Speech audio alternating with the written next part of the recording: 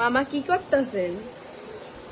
খাইতাছি কি কোমরে বাগনি, আগের মতো রুচি নাই ক্যা।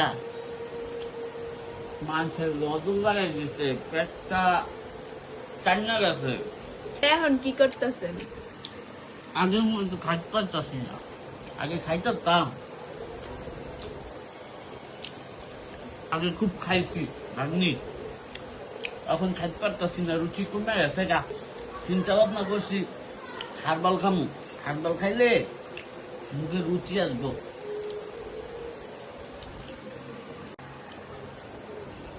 কি কমু রুচি এতটা কমে গেছে, খাইতে পারি না বাবু।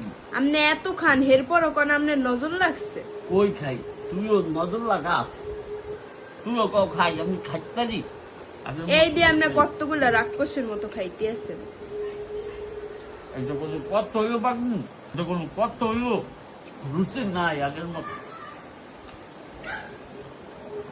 2-4 প্লেট মারিয়া দিতাম, আগে তো মারছি, রুচি নাই। এখন কি আপনি কম খাইতেছেন? এরকম খানো নইল, গরুর মাংস 1 প্লেট মাইরা দিতাম, এখন মারতারি না, সেই অস্থির। তবে আজকে খাওয়া দাওয়া অস্থির হয়েছে, এর লেগে একটু খাই, আগের মতো তো খাইতে পারি না।